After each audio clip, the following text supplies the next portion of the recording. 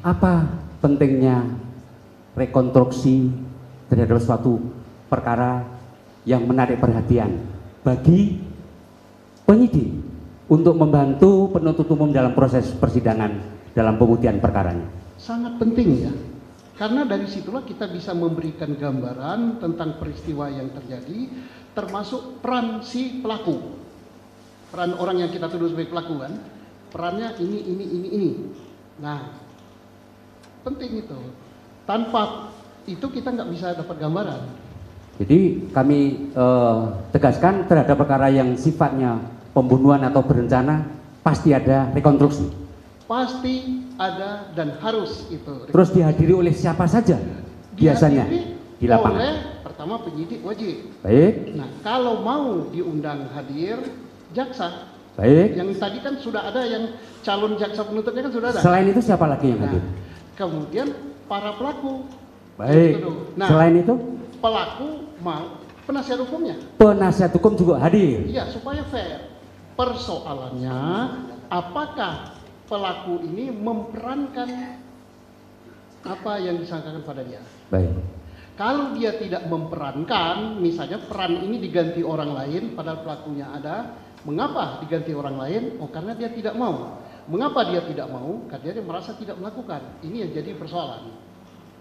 Baik. Berikutnya ahli. Dalam suatu perkara rekonstruksi ternyata di dalam berita acara TKP dan lain sebagainya yang dihadirkan adalah bukan pelaku utama tapi menggunakan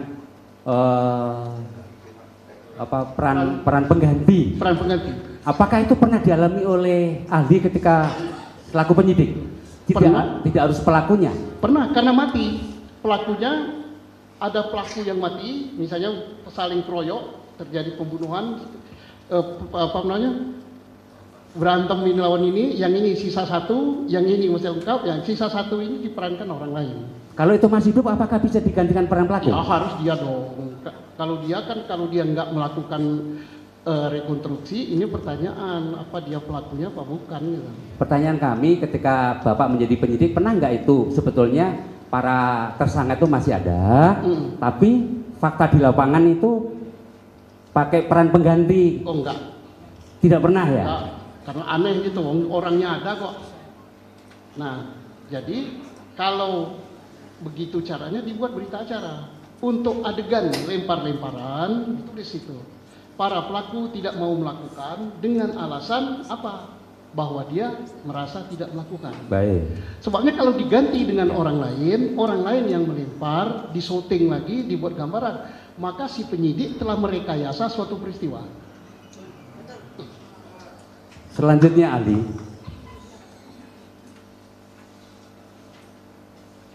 Ketika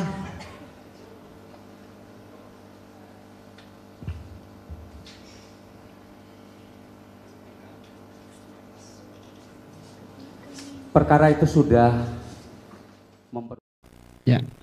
katakanlah sudah putusan PN, dikuatkan banding, kemudian di tingkat kasasi pun sama, telah terbukti secara sah dan meyakinkan dan seterusnya. Pertanyaan kami, mohon penegasan kembali, kami tadi kurang tegas. Bolehkah para terdakwa ini melakukan upaya hukum banding, kasasi, dan lainnya? Boleh. Boleh. Undang-undang kita memberikan kesempatan untuk, karena pada tingkat yang ditangani oleh manusia tidak menutup kemungkinan terjadi kehilapan. Boleh. Boleh. Ya. Baik. Kalau terkait PK seperti apa? Ya, Menurut boleh. ahli? Boleh. Baik. Karena di PK itu dipersyaratkan ada 3. Nopung, putusan yang bertentangan, atau kelalaian kan. Nah, sepanjang 3 syarat ini ada, salah satu diantaranya, salah 2 atau salah 3, why not gitu kan. Ahli, kami tertarik tadi, kenapa PK dan itu boleh, karena ahli tadi menyebutkan ada 3 kriteria yang bisa dilakukan proses sidang, yaitu terkait novum, kemudian sebentar Pak, sebentar. Kan seperti itu. Sebentar, saya udah paham. Ya. Ya, tadi udah sebentar. Saya mau berbicara dulu, mohon tenang ya. Tadi kan saya sudah tanyakan di depan. Ahli ini akan menerangkan seputar hal apa? Kan sudah dijawab sama ahli ini Penyidikan. mengutarakan sesuai dengan keahlian dia, yaitu tentang penyidikan dan seterusnya. Yang mulia, mohon izin yang mulia. Bukannya saya mau membatasi hak bertanya yang saudara miliki, cuman itu mohon ditanyakan sesuai dengan keahliannya, Pak. Yang mulia mohon izin, pertanyaan saya tadi berkaitan dengan keahlian penyidikan.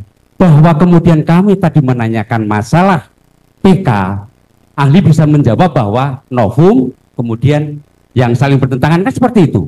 Cukup, saya sudah cukup dengan ahli seperti itu yang mulia. Ya, cuma jangan izinkan kami juga untuk mengembangkan pertanyaan.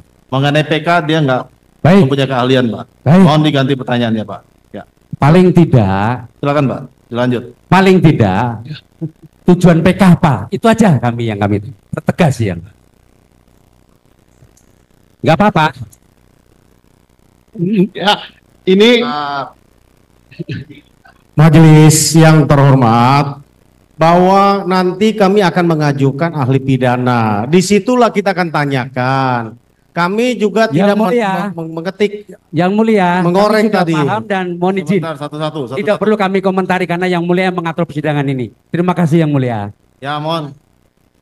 Silakan untuk ditanyakan selanjutnya, Pak. Kami keberatan untuk dijawab oleh ahli penyidikan yang mulia. Ya. Pertanyaan itu. Silakan untuk ditanyakan yang pertanyaan selanjutnya, Pak. Iya, Silakan. itu hak saudara. Nggak apa-apa. Yang penting yang mulia. Kami diizinkan Jangan meneruskan dijawab. yang mulia. Ya. Diizinkan untuk meneruskan pertanyaan lagi. Menanyakan seputar apa? Menanyakan kepada ahli masih diizinkan. Silakan, Pak. Silakan. Tapi tentang pengetahuan dia aja, Pak. Ya, kami Soalnya hanya berkaitan dia dengan hanya dibatasi keahlian yang dia bersangkutan miliki. yang mulia. Itu. Betul. Ya. Silakan, Pak. Kalau ada pertanyaan, silakan. Oke. Kalau tidak ada lagi, kita berikan kesempatan kepada para pemohon untuk mengajukan pertanyaan. Cukup? Masih ada dari rekan yang lain? Biar teman kami yang Silakan. meneruskan yang mulia. Silakan, Pak. Tolong kasih kesempatan. Ya, silakan, Pak.